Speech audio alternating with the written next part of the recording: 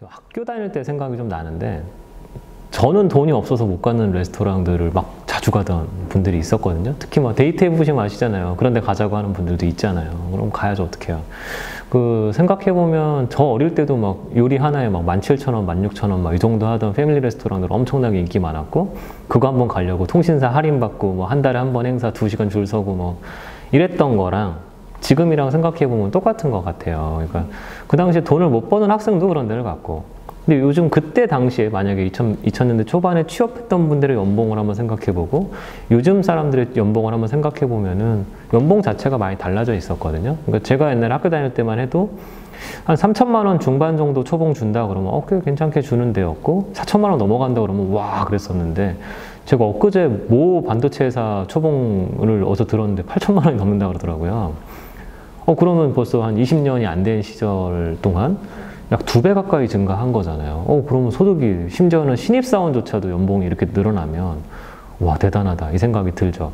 근데 그게 이제 우리 생활에 그대로 나타나요. 뭐냐면 제가 취업했을 때만 해도 2000cc 차를 취업하자마자 신입사원이 사면은 뭐 그냥 잘 샀네 이 정도를 들었는데 요즘은 그게 아니라 그 차가 수입차로 바뀌었고 배기량이 좀 더 커졌고 아니면 수입차가 아니더라도 그 SUV, 대형 SUV 사시는 분들, 뭐 최근에 뭐 광주에서 나오는 조그만 차도 있지만 그런 거 말고 막 큰 차들을 사잖아요.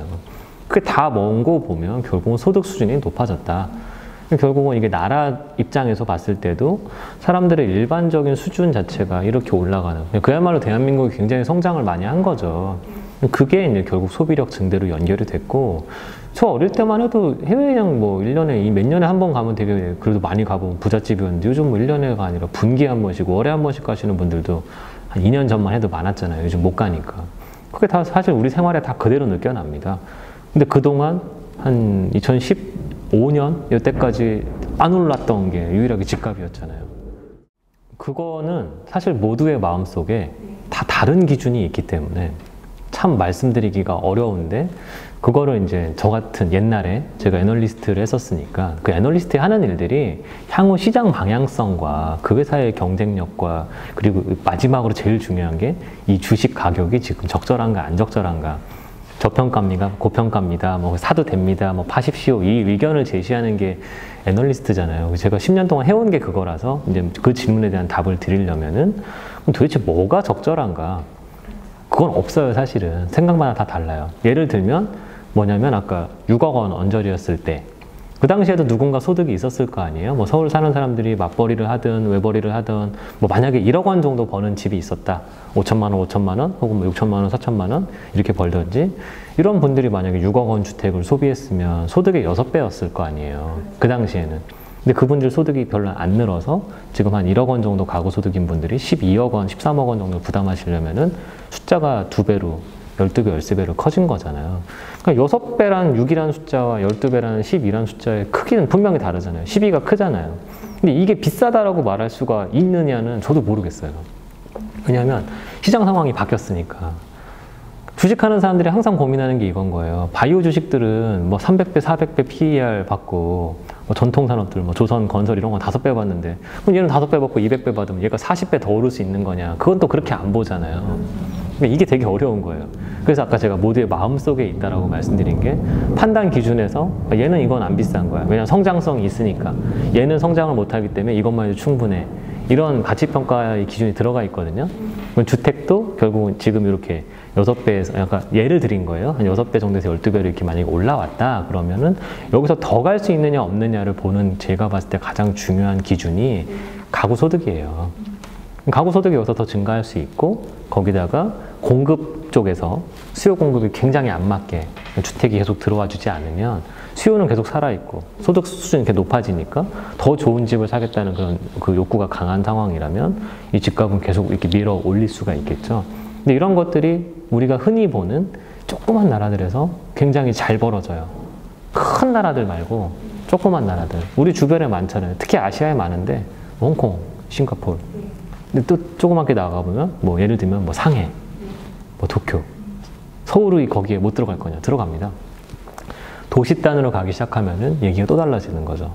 대한민국도 마찬가지죠. 서울, 부산, 아니면 5대 광역시, 뭐 인천 뭐 이런 데들까지 다 포함했을 때는 또 거기는 또 다른 얘기고, 대한민국이라고 보면은 전국 기준은 또 약간 다르겠죠. 그러니까 이 지구를 보셨을 때도 지구에 70억 명, 80억 명이 산다 그러지만 사람들 사는 데 모여있기 때문에 아까 그런 나라들, 도시들 생각해 보시면 그럼 여기에 수요가 증가할까? 소득이 증가할까? 공급은 충분한가? 이것들을 조합했을 때 더 간다, 더 못 간다는 거기서 이제 예측을 하는 거죠. 이 부분이 항상 또 많은 그 논란이 있는 부분들인데 이제 우리의 역량을 자꾸 과소평가를 하는 경향들이 이제 대한민국 사람들은 기본적으로 있어요. 왜냐하면 지난 5,000년간 잘 살아본 적이 거의 없는 나라였기 때문이에요.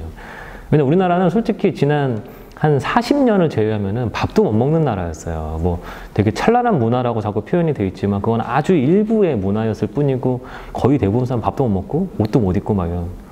배옷 입었다고 그랬잖아요. 조선시대 때 막 겨울에 배옷 입고 있었대잖아요. 속옷도 못 입었대잖아요. 문익점 이거 굳이 얘기해야 됩니까? 그래서 그런 나라였기 때문에 사람들이 이게 뭐가 어떻게 돌아가는지에 대해서 잘 상대 비교가 잘 안 되는 것 같아요. 그냥 원래 못 살았기 때문에. 근데 이제 잘 살게 됐잖아요. 말씀하신 대로 해외는 이런데 왜 한국은 이렇습니까? 얘기할 때 첫 번째로 말씀드릴 게 이제 주재원 나가보신 분들이 그대로 얘기를 하시는 거죠. 이거 내가 내 주재원 연봉 가지고는 택도 없어. 회사에서 보조를 해주니까. 아니면 회사에 거기 그런 회사는 잘 없지만 회사에 사택이 있으니까. 그렇게 하니까 그 비싼 도시들에서 뭐 언론사 같으면 뭐 특파원도 하시고 그러는 거잖아요. 대기업도 마찬가지입니다. 뭐 다 이렇게 하우징 지원이 나오는 거죠. 한국에 오시는 분들 똑같잖아요. 주재원 한국에 오시는 분들도 다 뭔가 사택 같은 거 주거비 지원이 되잖아요. 그러니까 앞으로 회사들에서 우수 인재를 뽑는 기준에서 특히 어디서 데려오는 그런 리크루팅 과정에서 되게 중요한 게 하우징이 될 가능성이 높을 것 같아요. 그러면 서울시장도 그런 식으로 움직일 가능성이 있겠죠. 근데 그런 것들을 만드는 게 다름이 아니라 정부 정책이에요. 정부가 임대료를 자꾸 올리는 정책을 펴면 그렇게 될 수밖에 없고 그러면 사람들이 더 그런 하우징이 제공되는 회사를 가야 되고 이렇게 되는 거죠.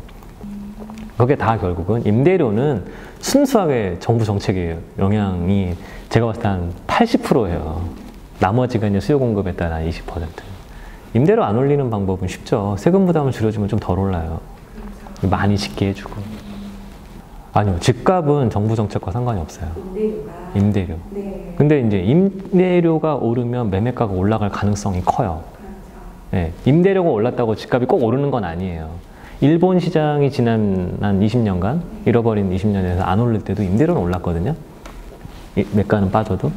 근데 그게 꼭 임대료 상승이 매가 상승과는 상관은 완전 딱 100% 관련성이 있는 건 아닌데 아까 정부 정책으로 집값을 잡는 거 뭐 이런 것들은 조금 힘들어요. 왜냐면 그건 아까 가구 소득의 영향을 더 세게 받기 때문이에요. 소비력. 그 얘기가 이제 우리가 3년 뒤, 4년 뒤에 또 똑같은 얘기 할 가능성이 높다라고 제가 생각하는 거예요. 그래서 지금 우리가 판단할 거는 이게 주식 하시는 분들은 기본적으로 아는데 이 회사가 당장 올해가 실적이 좋아요. 뭐 뭔가 특수성이 있어도. 내년에 나쁘면 주가 빠지거든요. 그럼 우리는 결국은 중장기도 봐야 되는 거잖아요. 그러면 이제 4년 뒤엔 어떻게 될 거냐. 이 얘기를 꺼내는 순간 또 사람들마다 객관적이지 않고 주관적이지 되니까. 뭐냐면 거의 대부분 또 시장을 나쁘게 보려는 분들은 대한민국 자체가 망할 거라고 보는 분들이 있어요. 2000년대 한 초중반, 제가 학교 막 졸업하고 취업하려고 할 때 그때 무슨 얘기 제일 많았냐면 일본은 저 멀리에 있고 중국이 쫓아오기 때문에 대한민국 샌드위치가 되어서 망할 거다. 근데 지금 대한민국은 더 잘 됐고 대한민국 제조업은 더 힘이 넘쳐요. 대단하지 않습니까? 전 이게 되게 대단하다고 보는데 대한민국 사람들은 아까 말씀드린 대로 잘 산 적이 없기 때문에 DNA의 생존 본능이 엄청나게 강해요. 해외 나가서도 잘 사는 사람들은 다 아무튼 그래요. 그래서 그럼 대한민국의 이제 기업들이 그냥 우리가 망하고 있는 거를 이렇게 좌시하면서 엄중히 그냥 보고만 있을 거냐. 절대 안 그렇다니까요. 절대 안 그래요. 그러면은 결국은 대한민국은 앞으로 나갈 거예요. 그러면 4년 뒤의 상황은 어떨 거냐. 지금보다 나쁘진 않을 거예요. 근데 이게 사실 당연한 얘기거든요. 어느 누구나 앞으로 발전을 하고 죽지 않으려고 생존을 위해서 앞으로 뛰는 거지.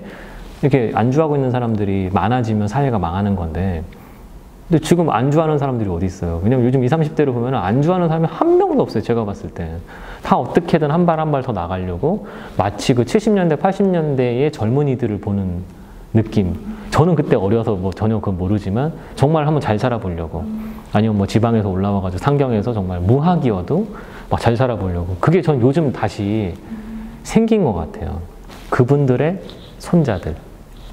그러니까 이 대를 뛰어넘어서 2대 때는 그게 전달이 안 되는데 3대 때로 약간 그 DNA가 전달된 거 아닐까? 그러면은 4년 뒤는 어떨까? 6년 뒤는 어떨까? 10년 뒤는 어떨까?